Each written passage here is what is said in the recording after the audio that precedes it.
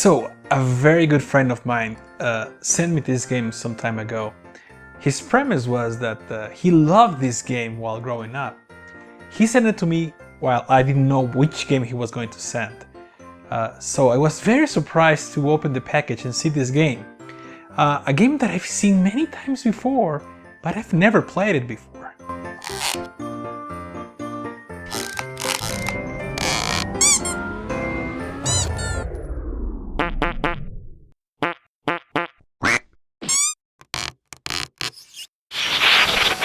That should do it. Okay, freaking piece of shit. Come on, you can do it. God damn it.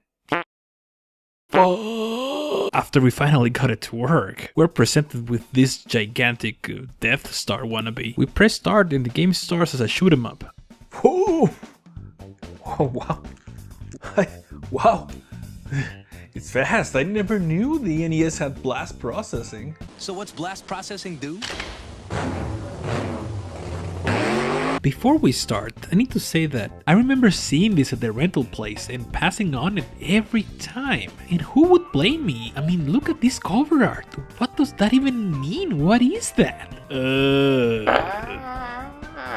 Here we have another case of a bad cover in North America. Look at the Japanese cover. Miles better. Look at those details. It's fucking awesome. Even the PAL version is way better. The game is actually a sequel from the MSX game The Gardic. In this shooter you can choose your path and move between rooms. And you can definitely see some of the inspiration, even in the music.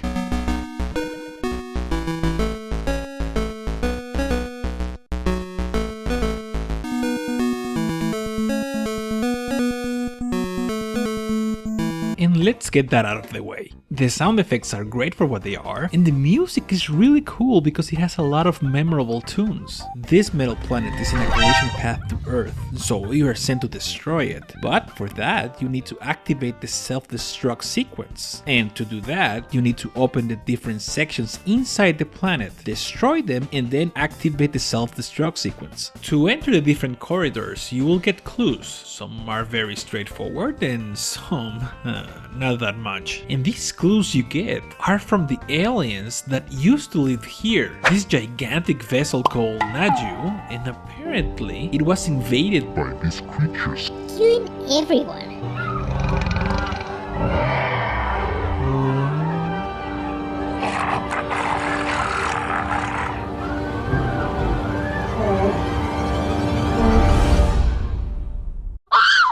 That is very creepy. As you may have already noticed, there are two distinct modes of gameplay. Number one, as an overhead action-adventure game, a la Zelda, and number two, as a shoot-em-up. And wouldn't you know, the director of the game, Masamitsu Nittani, which was the creator of the Puyo Puyo series, he also brought many of the people of the original Gardic, as well as Sanak and Blazing Lasers. No wonder we have many shooting stages here as well. You are this girl called Miria, and as you can see, she has some sort of high-tech suit, like in the cover. The illustrator, Naoyuki Kato, has also done some other great artwork for games like Super Aleste, Legend of the Galactic Heroes, and Digan no Maseki. And also, he was the illustrator of the original 1959 novel Starship Troopers. After that first stage, you are thrown in this world and you really don't know what the hell to do. You are shooting these things, and then you find different symbols, you touch them and some of them do nothing. You eventually find out that you first need to collect the one with the same stamp, and then you can enter and open the new area. And to do that, you need to beat the shooting stages. Here you're supposed to save, but in reality what it does is just gives you a password. And look at this shit,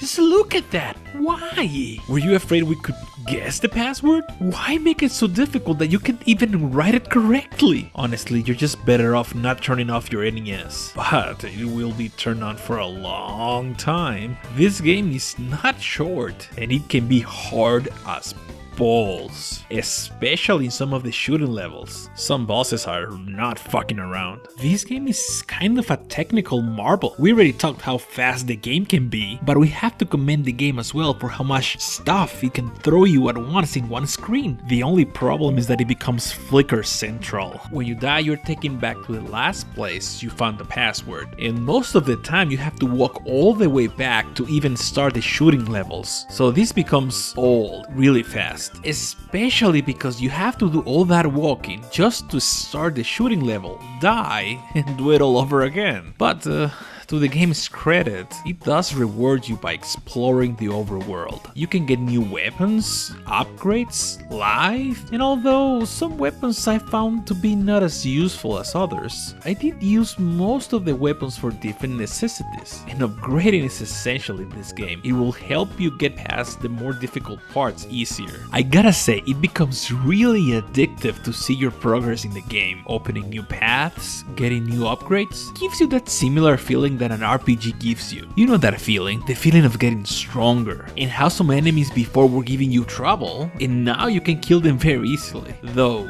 that makes you aware of the backtrack that you have to do sometimes in this game. Though, I think it's not as bad as some other games. After that, you kill all the bosses, you get all the switches, and then you activate the self-destruct sequence. Planet blows up.